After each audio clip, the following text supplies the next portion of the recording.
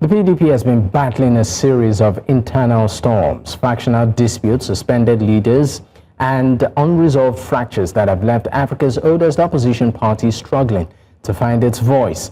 Recent expulsion of key figures have sparked heated debates about loyalty, discipline, and the future of the party. But beneath the surface lies a deeper question. Are these internal purges strengthening the PDP's resolve, or are they widening cracks that could undermine its chances in upcoming polls? We unpack the politics, the stakes, and the implication for Nigeria's future. Joining this conversation right now is Khalid Barau, is the SSA to the Executive Governor of Bauchi State on empowerment. Thank you for your time. A pleasure, Mr. Dapo. All right, it's also important to state that Khalid joins from Abuja, our new Abuja studio. Well, Khalid, let's get into the crux of the conversation.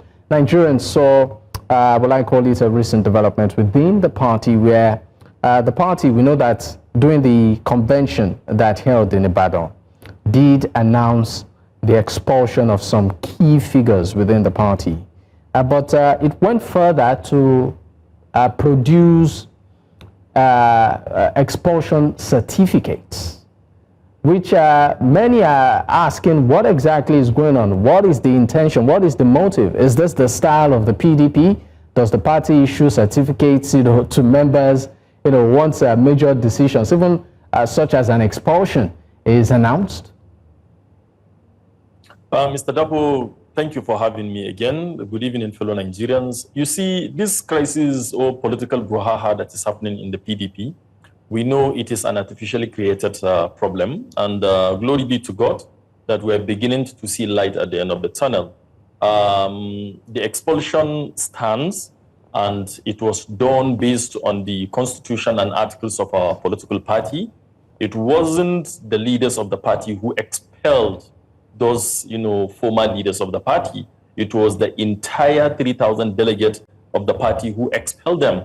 So it stands, and the issue of issuing a certificate of expulsion, things are changing. Politics is changing. We are in the 21st century. So this is the new way of leadership by our NWC, the new NWC, led by a very respected senior advocate of Nigeria, Kabiru Tanimu Turaki. And the certificate, of course, given to them shows how irrevocable the expulsion stands. So which means for the rest of their lives, they will never be members of the political party, the People's Democratic Party. All right. Of course, interestingly, there is also something Nigerians did witness. What some would consider a faction loyal to the FCT minister, also issuing, will I call it a public notice, about some members, according to them, of the same PDP have been booted out of the party. I'd like that graphics to come up on screen. So I'd like you to speak on that exactly. We are seeing the PDP in a way, I mean, for just laymen who are, observing the whole politics within the party, that is deeply polarized here. Well, Mr. Dapo, let me just tell you the sincere truth. You can't build something on nothing. Those groups of, splinter groups, the group of 4, that is the former National Secretary, Senator Samuel Anyau, the former National Organizing Secretary, Umar Bature, the former National Legal Advisor, Kamaldeen Ajibade, SN, and the other person, they are not members of our party. So they doesn't have the local standee or the constitutional right to expel anybody from the party because they are not. So are you saying what we are seeing on the screen right now? Please go back to that graphics. What we are seeing on the not this is the one issued by the yes, this one. Are you saying that this is false? See, let me tell you something. It is about the media. If you have your money, you can give the media any news and they will print it for you. So these people are just 4 out of the over 20 National Working Committee members. Because so 4 of them were expelled from the party. They were suspended initially before their expulsion. So 4 cannot sit down in a hall of 20 and decide for the rest of the party. So these people are not members of our party. They claimed to be members. They are not. So are you saying that Nigerians should disregard this particular information? Because I can also see your principle on it. Bala Mohammed. That's Governor Bala Mohammed. That is why I am telling you a group of 4, a splinter group, cannot suspend a sitting governor of a party. How can that even going to be possible? Have you ever seen in your entire life of journalism, seen a political party that suspended a sitting governor? It has never happened. But this group is insisting. Who felt they want to cause commotion, they want to cause crisis, they want to see PDP buried, and that is not going to happen. This group is insisting that due process was not followed, particularly with the Ibadan Convention, and that the decisions, made there, according to them, and I'm talking about the faction now loyal to the FCT minister, is largely illegal. Well, I told you times without number, Mr. Dapo, a convention is not a single-day project. It is a process. And during our 101 NEC meeting of the People's Democratic Party, a date was adopted and communication was sent to INEC. So it wasn't a day program. And the then former National Secretary was part of the party when he co-signed the communication to Independent National Electoral Commission, Samuel Anyanwu, and our immediate past national chairman, His Excellency Ambassador Umar Iliada Magum. So it wasn't a day job, it was a process. So convention is a process. So you cannot call a convention that expel you out of the party illegal just because you were expelled out of the party. No, it wasn't an illegal. Ask Mr. Samuel Anyanwu, didn't he co-sign the communication letter that was given to INEC about the Ibadan Convention? So these are not members of our party. These are splinter group. They are just trying to make headlines in the news, to just cause commotion. But I'm telling you, PDP is bigger than any individual who thinks he can bury PDP. There is no that individual that survives that can deal with, bury PDP and move on. No, it's not going to happen. These people are not members of our party. I keep saying this, and I stand by this. They are expelled, and they were given their own certificate of expulsion. So they are no longer our party members. All right. So, and these certificates, can you confirm if it's been sent to them? Have they received Absolutely. It was sent via courier service. It was sent to them. All right. Before we go on our first break, I just want to ask the defection of the governor of Osun State, Governor Adeleke, to, of course, leaving the PDP. He hasn't formally announced what party he's going to. How much of an impact would you say this is having on your party? Well, you see, it has come to stay in Nigerian politics that whenever election is fast approaching, there is cross-carpeting from one political party to another. So if Mr. Distinguished Senator, with all due respect to him, Distinguished Senator Ademola Adeleke have cross-carpeted from PDP to any of the political party he feels he wants to go, it doesn't come to me as a surprise because it happens since the First Republic to date. So it's just normal that people leave their platform and go to another platform in pursuit of their own political ambition. So it doesn't come to me as a surprise. All right, let's go on our first break. When we return, we would expand this conversation beyond the PDP, what I call it, party politics, to look at other issues too on a national scale. Stay with us, we'll be right back.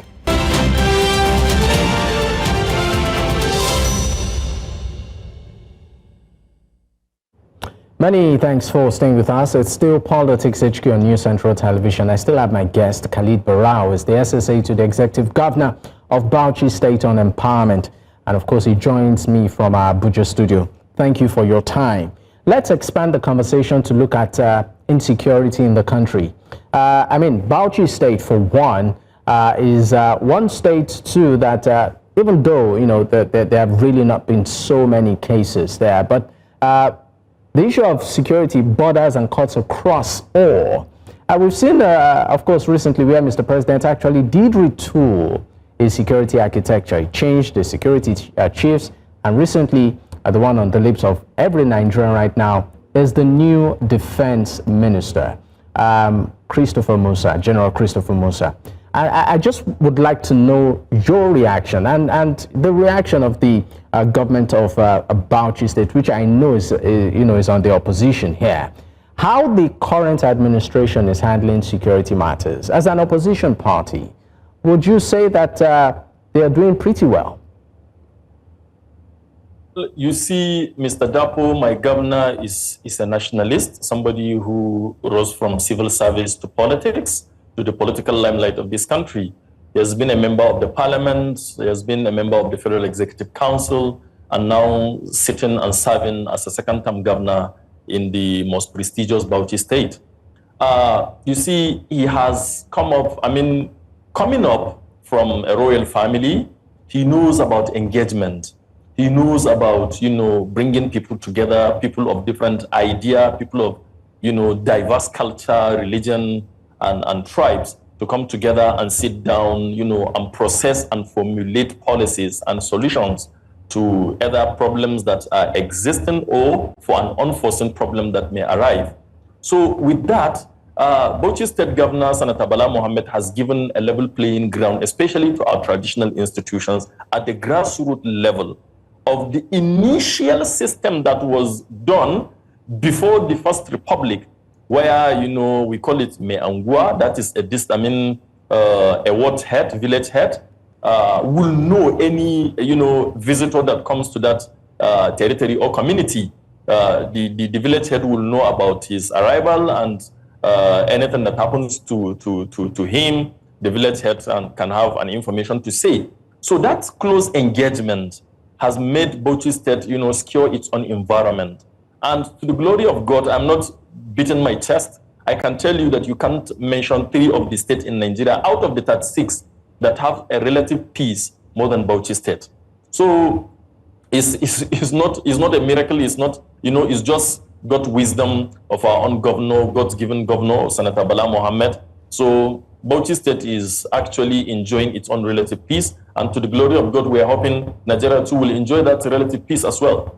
I mean, even though, yes, Bauchi State seems to enjoy some sort of relative peace, there have also been reports of abductions to people being killed. For instance, in Al-Kaleri local government area, of course, about 26 persons, were abducted. And there have been reports of, skirmish of attacks in various points too, through the activities of bandits. So, but I just want to ask you, in terms of this fight, if the government of Bauchi State was to further, take this fight to the aggressors, what would be the demand of the Bauchi State government to ensure that the residents of Bauchi, are safer? Well, you see, this has come for me to say this boldly, that the residents of Bauchi knows they are safe. They are in a safe hand.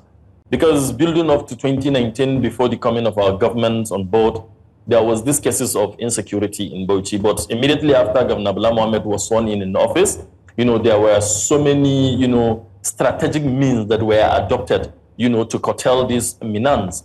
But actually, you can't say that a leader is serving 100% without any error. He is not perfect. Perfection is an attribute of God. So my governor is not perfect, but he is doing the very best he can to secure the environment, to secure the people, to secure the property, because it is the responsibility of a government, to secure and restore peace and stability and the protection of lives and property of its own citizens. So I can say, and I can say it anywhere without any iota of doubt, that my governor has done well when it comes to the securing of lives and property of its own citizens and the relative peace we are enjoying in Bauchi.